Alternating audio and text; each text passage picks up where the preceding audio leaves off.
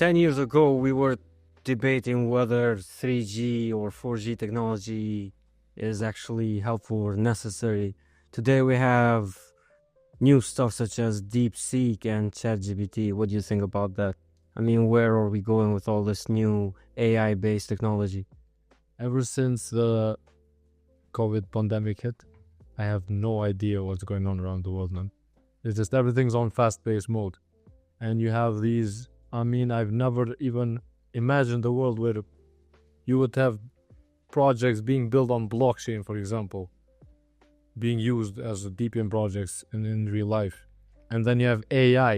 ChatGPT, I've been using ChatGPT for 3 years to do everything that I need to do digitally, right? Yeah, it's come to a point where, a light on my fridge doesn't work and I have to ask ChatGPT about it. Exactly. Sometimes I don't even Google Translate, or I don't even Google, if a word is correct, I just ask ChatGPT. Yeah. And it takes more time than actually Googling it, but that's how dependent I think I've become.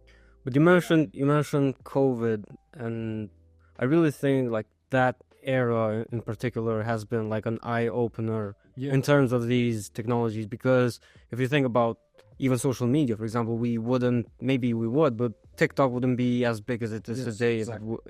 if we didn't go through that phase of, the lockdown and all that.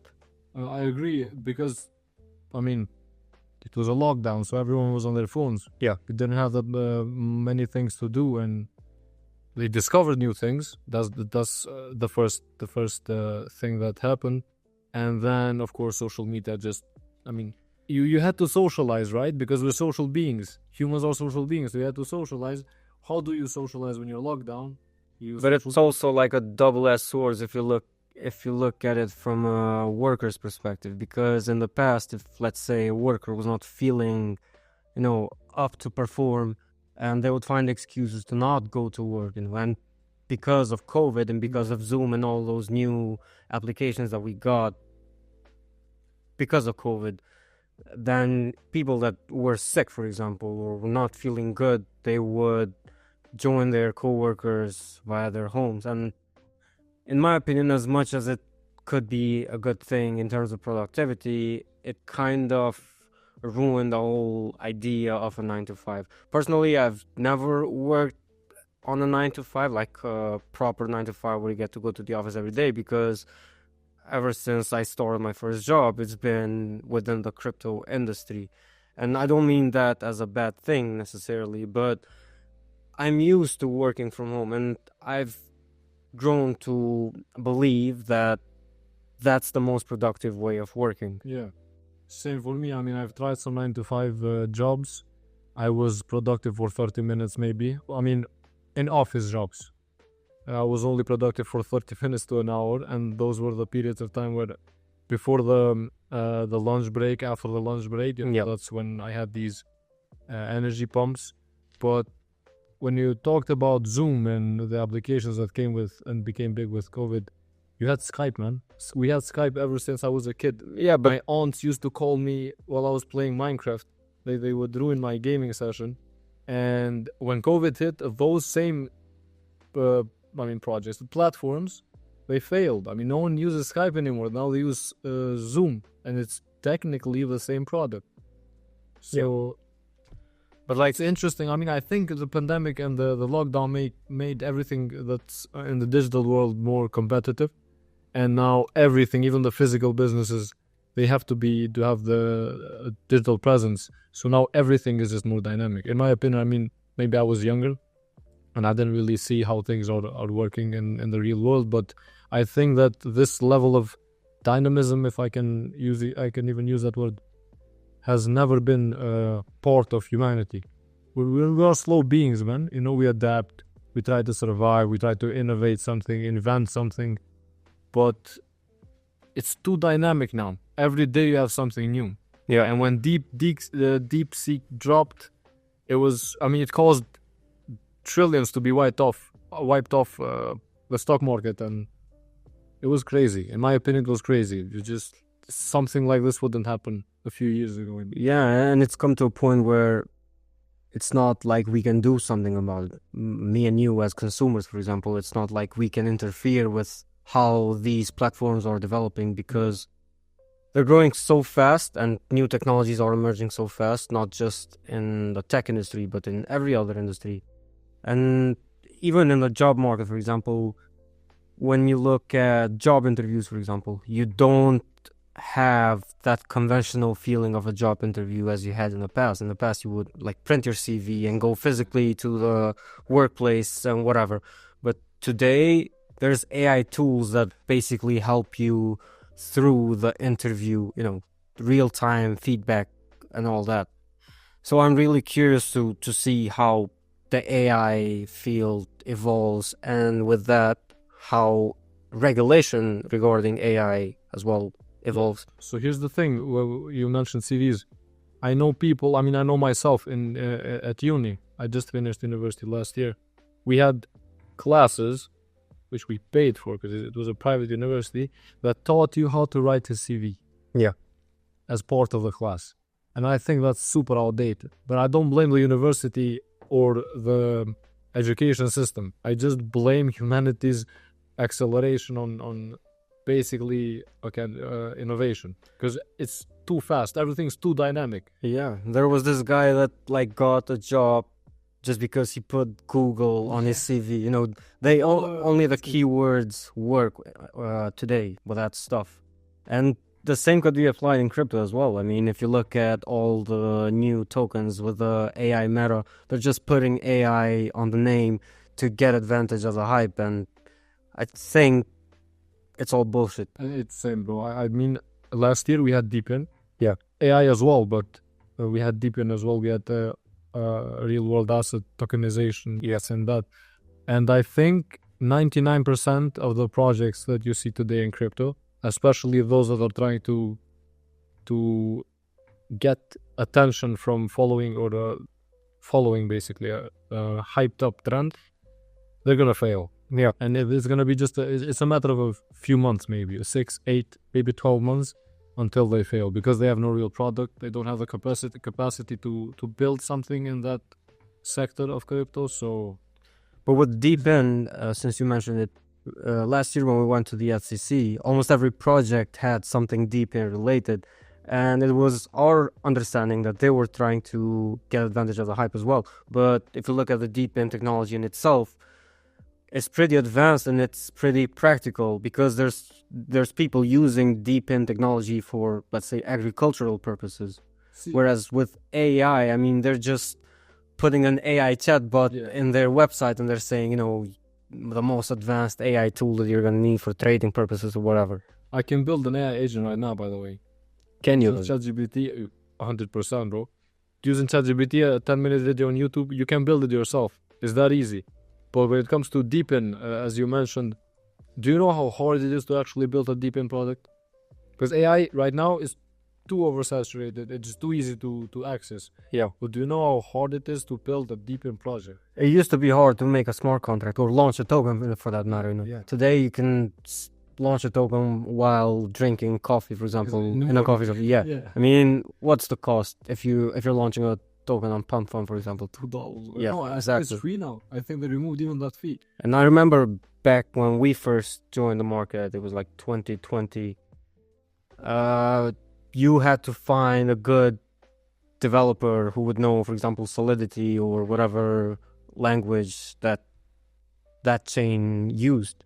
And today, you don't even need to have the technical acumen for that stuff. Exactly. I mean, 2020, 2021 was that period of time.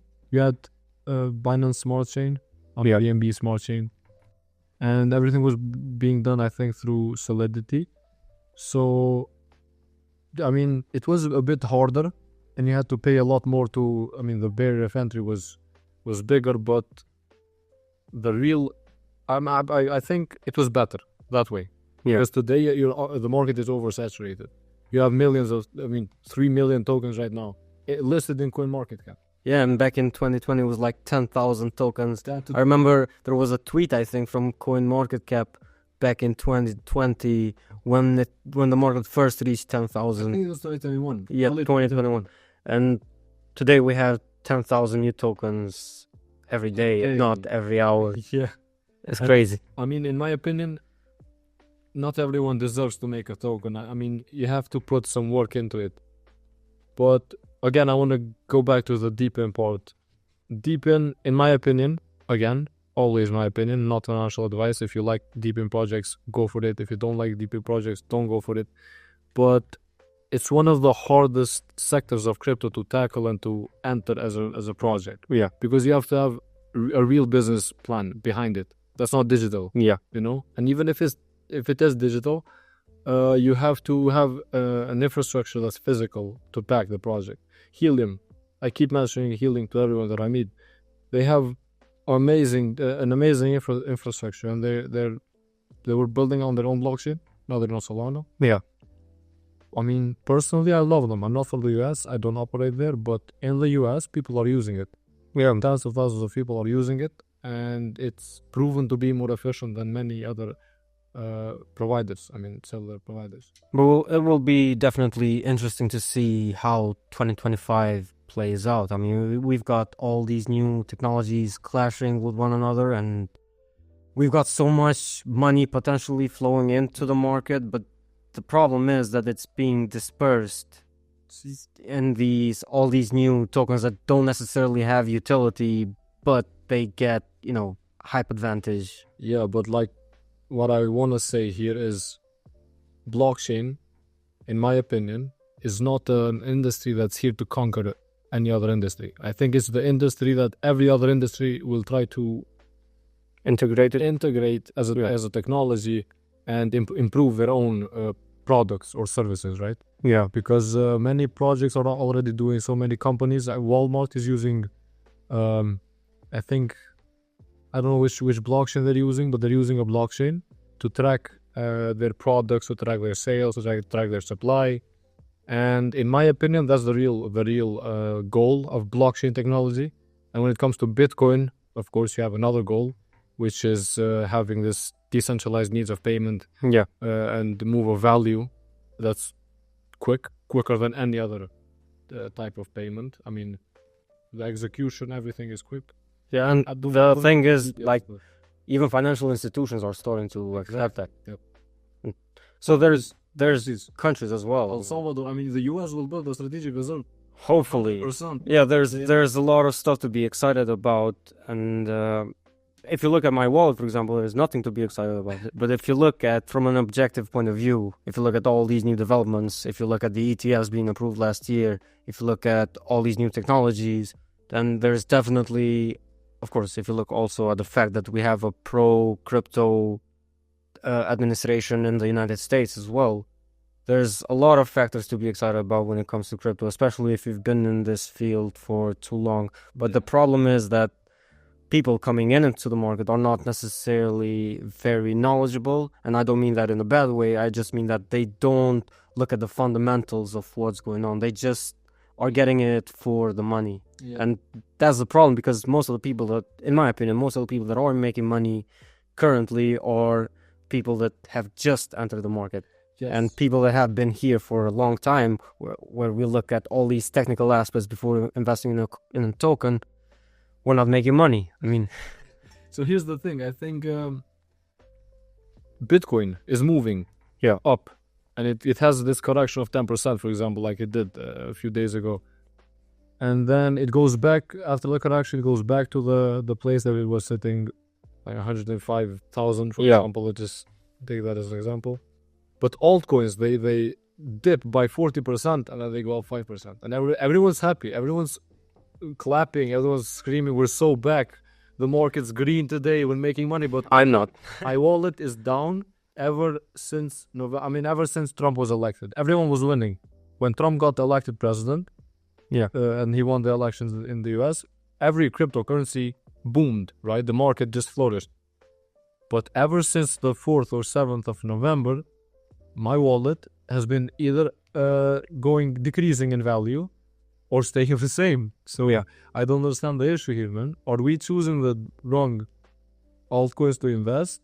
Or is it the issue that you just mentioned, that new normies, the new people, the retail is coming in and they're investing on projects that They see, I mean, maybe meme coins. Yeah. Can we say that? But even with meme coins, for example, there's no more conviction bias. People would buy a meme coin and they would hold for months, Yeah, no. because they would believe into that community or ecosystem or whatever. But today, they're quickly transitioning from one coin to another, bridging from one chain to another chain, just, taking advantage of the hype as well. But that's the idea. I mean, we're here to educate people on that front as much as we can.